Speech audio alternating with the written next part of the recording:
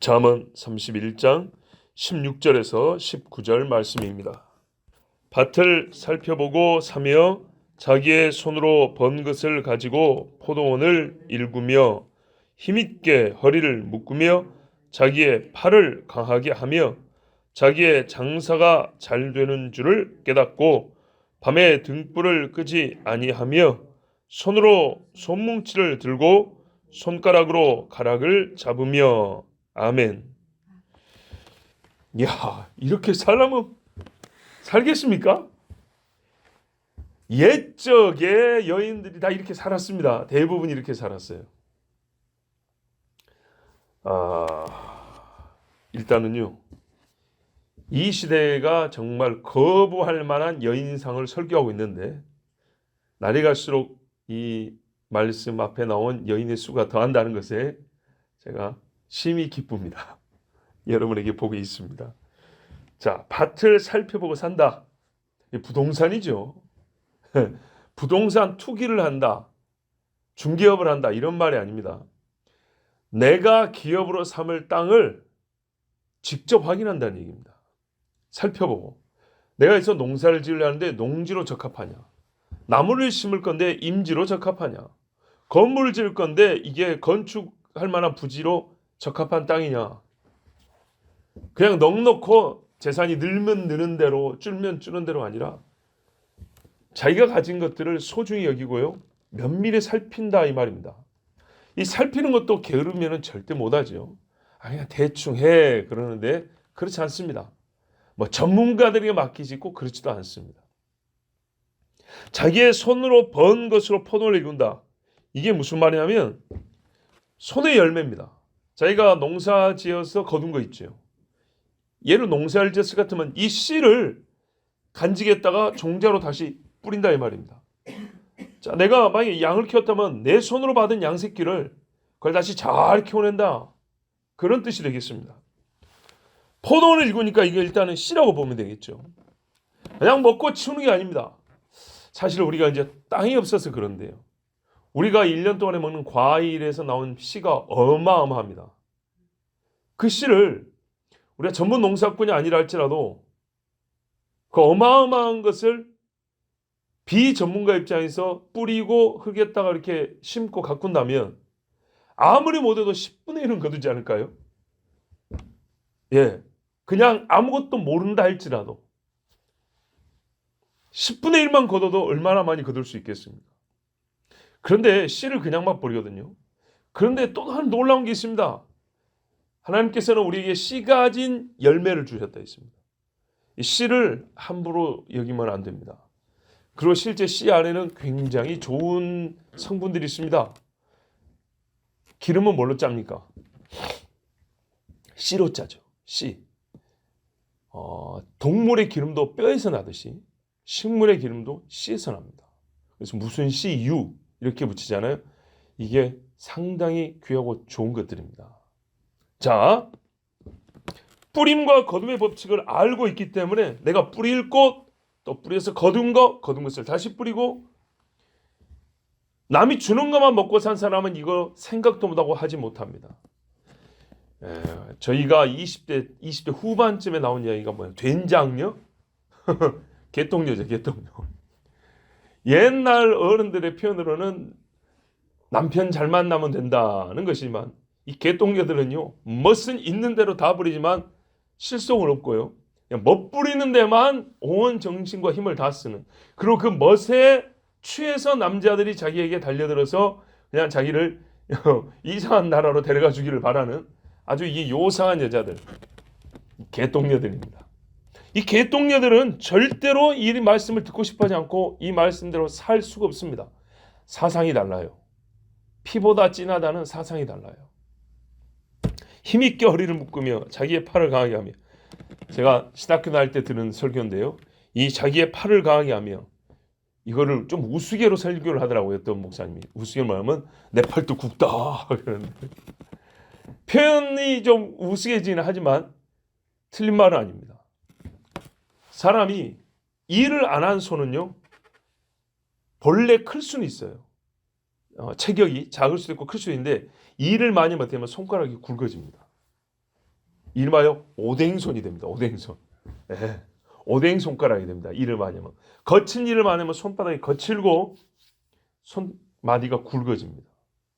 살이 찌는 게 아니라 이게 껍질도 두꺼워지고 근육도 좀 붙고 하는지 하여튼 손이 커집니다. 여인들도 마찬가지입니다.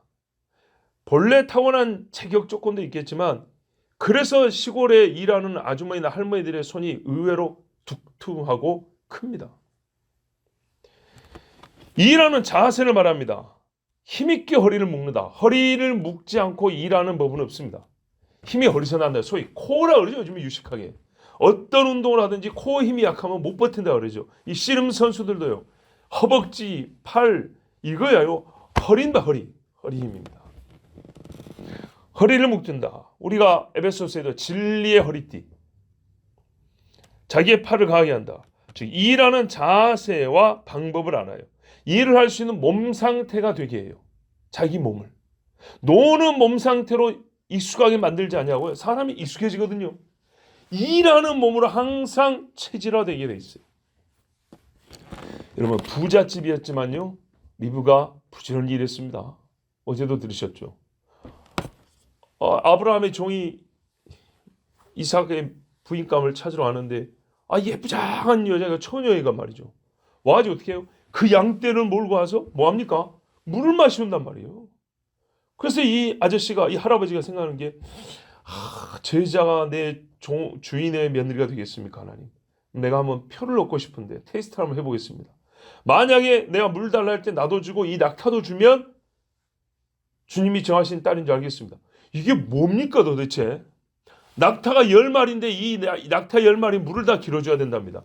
지금 그 집에 양이 몇 마리인데요. 이 양들 물 먹여야지, 이 사람 물 떠줘야지, 낙타 10마리 물을 마시게 해줘야지. 이게 버튼 누르면 물이 솟아나오는 게 아니에요. 이스라엘 이제 가보시면 알아요. 우물마다 사이즈가 다른데 어떤 우물은 어떻게 되냐면 이 지름이요 수미터가 돼요. 5m 이상씩 넓은 것도 있어요. 한 방에 못 내려와서 그렇게 하면 빙글빙글 나사로 내려가요. 계단식으로 이렇게 내려가게 돼 있어요. 그래서 물을 길어서 빙글빙글 돌아서 올라오게 돼 있어요. 여러분 이거를 10번이나 하겠습니까? 낙타 10마리 그냥 한 동이에 한 마리씩만 계산해도 낙타 마시겠다 이거 10바퀴를 돌고 올라갔다 내려갔다 해야 되는 겁니다. 할 수 있겠어요? 그거 한 번 올라갔다 내려갔는데 쉽게 말하면 아파트 한 3층 정도를 왔다 갔다 해야 되는 그거라고요. 그걸 10번을 하겠냐고요. 근데 그거를 표로 삼겠다는 거예요. 가난한 집 아니야? 그것도 아니에요. 부잣집 애가요. 그런 생각을 가지고 살고요. 그렇게 몸을 움직이는데 뭡니까? 이게 익숙하다 그 말이죠. 평상시 그렇게 살았다는 얘기입니다. 라헬도 마찬가지죠. 야곱이 삼촌 집에 이제 리브가의 오빠죠. 외갓집에 찾아갔는데 예쁜 아가씨가 오는 거예요. 마음에 들었어요. 알고 보니까 걔가 라헬인데 그 집도 부잣집인데 못 사는 집은 아닌데 말이죠. 얘도 뭐하러 와요? 양들 물 먹이러 우물에 왔다 이렇게 돼 있어요. 자, 미디안 제사장 이드로 가난합니까? 아니죠. 모세 장인도 그 동네에 이게 우두머리입니다. 가난한 사람이 아닙니다. 그런데요. 모세가 이드로의 딸 십보라를 어떻게 만났습니까? 이 딸이 양떼를 이끌고 역시 물 먹이러 왔다 이 말이죠. 근데 남자들이 물 먹이는 집이 있었고 여자가 물을 먹이니까 남자들이 이제 힘이 세니까 못 먹게 이렇게 먼저 자기들이 먹겠다고 치운 거예요. 그러니까 모세가 와서 힘 좀 꽤나 쓰는 양반이었기 때문에 그렇잖아요. 모세가 힘 좀 쓰는 사람이었어요. 그 사람들을 물리치고 십보라 양을 물 먹였단 말이죠. 물을 먹게 해줬단 말이죠. 그냥 십보라가 반한 거 아니에요. 그래서 이 애굽 사람이 우리를 도왔나이다 하고 자기 아버지한테 딱 데리고 왔잖아요. 이게 딱 보면 알잖아요. 마음에 든다 그 말이죠. 자 보세요. 이 여자도 전부 다 보여요. 당시 여자들이 양들을 데리고 와서 물 먹이는 게 상식이고 보편적인 현상에서 그랬냐? 남자들이 많이 했어요. 여자들이 안 한 건 아니지만 남자들이 해도 되는 일이었지만 이 여인들은 일하는 여자들이었어요. 요즘 말로 해서 맞벌이를 얘기하는 건 아니에요. 꼭 그런 의미는 아니에요. 이 시대의 맞벌이 사상은 어떤 거냐면 가정에서 여인들을 빼내는 사상이에요. 집에 엄마가 없게 하는 사상이에요. 요즘 맞벌이 사상. 그건 아니에요. 과거의 여인들이 일했지만 항상 집에 있는 어머니였어요.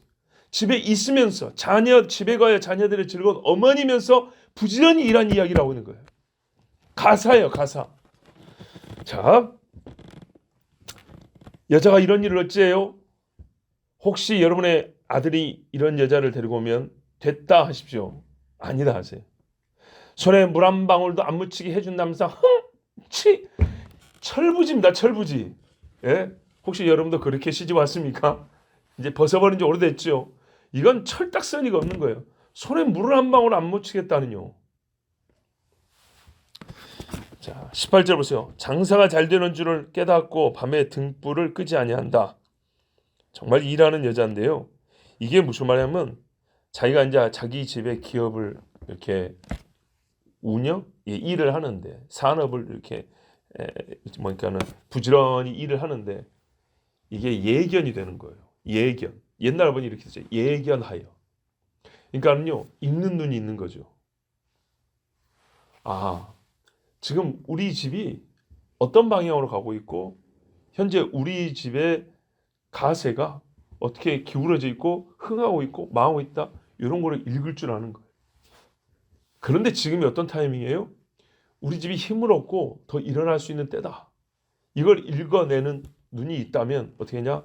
그 때를 놓치지 않으려고 약간의 몸의 피곤함이나 쉴 수 있는 때까지도 희생하고 헌신한다는 얘기입니다. 밤샘 작업을 조장하는 말씀은 아닙니다. 보세요. 자기의 장사가 잘 되는 줄을 예견하여 밤에 등불 또는 촛불을 끄지 아니하며, 이때에는 끄면 안 되는 때가 있고요. 어떤 때는 여러분 보세요. 성경에도 있잖아요. 예수님도 아직 낮이 환하지 아니하냐. 지금 일할 때다. 이랬어요. 밤이 오면 너희가 일하고자 해도 하지 못할 때가 오나니. 때를 읽는 것입니다. 오늘을 보고 내일을 예견하고 그 예견한 만큼 아는 만큼 내일을 준비하는 자입니다. 그러니까 먹고 놀고 하는 여자가 아닙니다. 19절 보세요. 손으로 소뭉치를 들고 손가락으로 물레가락을 잡는다. 옷감을 짜는 거죠. 근데 여기서 빠진 게 있어요. 자기입니다. 자기 손으로 소뭉치를 들고 자기 손가락으로 물레가락을 잡으며, 아무리 모든 것이 잘 돼도요, 남에게 맡길 일이 있고 내가 해야 할 일이 있습니다. 업무 분장만 하는 게 아니고요, 고유하게 여인으로서 내가 할 일을 함으로 나의 행복을 추구할 수 있는 게 있습니다. 자, 보세요. 집이 잘 되게 산업을 일으켰어요. 그 일을 해서 얻는 행복이 있지만요, 그건 남자도 할 수 있죠. 그러나 고유하게 여자만 할 수 있는 일도 있어요. 여자가 정말 잘하는 일이 있어요. 하나님이 여성으로서 할 수 있도록 그렇게 정해 주시거나 허락하신 정말 그 고유한 능력치를 가진 일들이 있어요. 그런 일들은 남이 해주면 편하겠지만 내가 함으로써 내 행복을 느낄 수 있는 거거든요. 여러분, 아기 낳는 게 힘들다고 남이 대신 낳아주면 좋겠어요? 젖 먹이는 거 힘들다고 남이 대신 먹여주면 좋겠어요? 기저귀 갈아주는 거 귀찮다고 내 아들 내 딸인데 기저귀 다 뗄 때까지 남의 손에 있다가 데리고 오면 만족하겠어요? 그거 아니죠. 여인으로서 하는 일. 지금 우리가 여자 이야기하는 중입니다. 남자는 또 남자 일이 있습니다.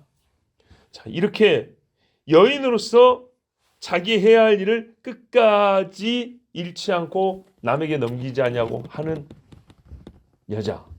이 여자를 뭐라고 불러요? 현숙한 여자라 그럽니다.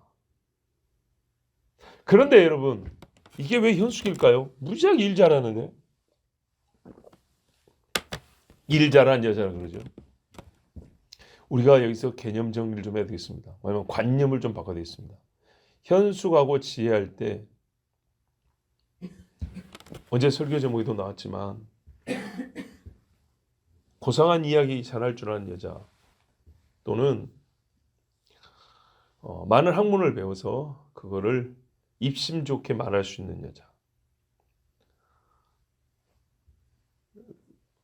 품위 있는 옷을 입고 뭐 음악까지 들으면서 차 한 잔을 마시면서 호호호 하는 이런 여자 현숙하냐, 또는 거기에 더해서 이제 성적인 정결함이 더한 여자 정도까지냐. 그건 우리가 만든 그림이고요. 성경에서는요, 그런 여자를 현숙하다고 부르지 않고 처음부터 이렇게 부지런한 여자를 현숙하다고 그랬어요. 뭐 결과 열매를 봐야겠죠. 열매. 실제로 여러분 봐보세요. 어떤 어머니일 때 그 남편이 존귀해지고 아내일 때, 어떤 어머니일 때 그 자식들이 육으로나 정서적으로나 건강하게 자라는가 봐보세요. 이제 그 열매를 두고 한번 생각을 해보세요. 과연 이 성경에서 말하는 여자, 이 현숙한 여인의 상이 남편과 자식들에게 혹은 집안 사람들에게 좋은 열매를 못 맺는 여인이라고 생각하십니까? 실제로 열매를 봐보세요. 그 자식들이 잘못 클까요? 그 남편이 어디 가서 창피를 당할까요? 그 집에 먹을 것이 떨어지고 말이죠. 아이들은 호강에 겨워서 예의 범절도 모르고 부모가 고생하는 것도 모르고 지 멋대로 지 정욕을 쫓아 살아가는 이런 어머니가 있으면 자식들이 그렇게 클 것 같습니까? 열매를 보시라고요. 진짜 현숙함, 현명하고 성숙하다는 거 우리가 모든 거 믿음도 그렇죠. 열매를 보고 판단하라 그랬죠. 결과주의는 아닙니다. 실제는 반드시 실제의 결과, 열매가 나올 수밖에 없기 때문에 말하는 겁니다. 예전보다 학벌 좋은 어머니들이 많습니다. 고상한 어떤 용어를 쓸 줄 알거나 꾸밀 줄 아는 여자들도 굉장히 많습니다. 그러나 그 아래서 큰 자녀들, 직업도 말이죠. 지금 뭐 보니까 전부 다 땅 파는 직업들인데 이게 아니라요. 아주 뭐 잉크 냄새, 기름 냄새 나고요. 좋은 기름 냄새, 막 향 좋은 그런 직장에 다니는 그런 여인들도 무지하게 많습니다. 그런데 과연 그 집의 남편이 예전만큼 행복하고 존귀함을 얻으며 그 집의 자식들이 정말 생각이 바른 아이들로 육이 건강한 아이들로 잘 크냐? 여인들 스스로 예전보다 100년 전 여인들보다 우리는 훨씬 뛰어나다고 생각하는 그만큼 그 식구들은 그렇게 뛰어난 생활을 갖게 되냐? 그렇지 않다 이 말입니다. 자 여러분, 현숙한 여인에 대한 환상, 고풍스러운 인상의 현학적이고 귀족적인 외모와 생활 스타일을 가진 어떤 그런 이미지 이제 멈춰야 되겠습니다. 또는 현숙이라니까는 똑똑한 여인이라는 읽지도 듣지도 않고 만들어낸 이미지도 걷어내야 되겠습니다. 성경에서는 그렇게 말하지 않아요. 성경에서 현숙한 여인들의 예를 그제부터 제가 여러 사람 얘기해 줬습니다. 근데 항상 일관성이 있습니다. 우리 신앙적으로 보면요. 첫째는 하나님을 알아야 됩니다. 그 다음에는요. 여인의 본분에 대한 그 천성적으로 하나님이 마음에 심겨준 여인의 본분을 잘 지킵니다. 사실 대단한 것이 없습니다. 여기 보면 대단한 것이 없어요. 그래서 좋아요. 부지런히 여인으로서 하는 일을 최선을 다하는 겁니다. 너무 고요하고 예쁘장하게 만들어져서 저는 그런 여인의 모습이 식상해요. 우리가 현숙한 여인 그러면 아까 말씀드린 것처럼 우리 뭐 이렇게 좀 그럴듯하게 그린 것도 있어요. 그래서 다 아는 척하고 안 들으려고 그러고요.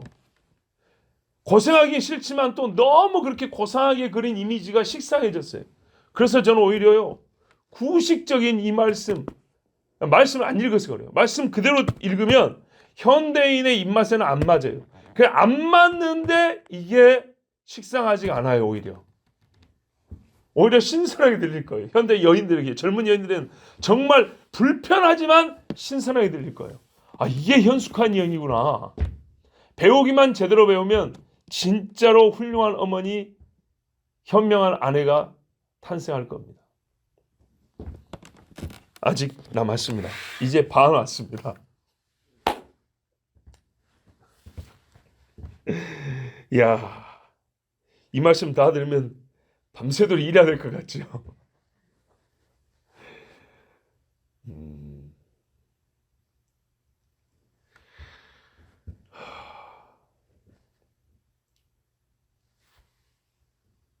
예전에 여인들이 못 배워서 구식에서 그런 것이 아니고요. 거기서 행복을 찾았다니까요. 저희 세대에서 많이 나온 말들, 저희가 크면서 많이 들은 말들. 왜 네 인생은 생각하지 않고 네 인생은 잃어버리고 네 인생을 얻고 남편과 자식을 위해서만 그렇게 사니? 그런다고. 그 말이 한편 이해가 되기도 해요. 이해가 되면서도 또 한편 말이죠. 아주 개떡 같은 말이에요. 본인은 남편을 위해서 사는 것이 행복이라고 생각했고 자식들을 위해서 헌신하는 것이 즐거움으로 느꼈어요. 실제로. 여러분 애 키우는 게 힘들지만 안 즐거웠어요? 즐거웠죠. 자식 없는 것보다 자식이 있어서 행복하죠. 그렇게 살아왔는데 그렇게 좋은 경험을 실제로 삶으로 살았는데 그 경험이 거의 끝나갈 무렵에 누군가 해석을 새롭게 해준 거예요. 반대 해석을. 그 해석, 그 말에 넘어가서 자기의 인생을 허비했다라고 생각하고 어디로 가요? 집 밖으로 나가버리는 여자들. 여러분, 그러면 누구에게라도 붙일 수 있는 말이에요. 똑같이 해볼까요? 남자애도 할 수 있어요. 야, 이 바보 같은 놈아. 네 어디 가서 병신같이 고개 숙이고 기도 못 펴고 사는 이유가 뭐야? 네 그 처자식 먹이 살리라 그런 거 아니야.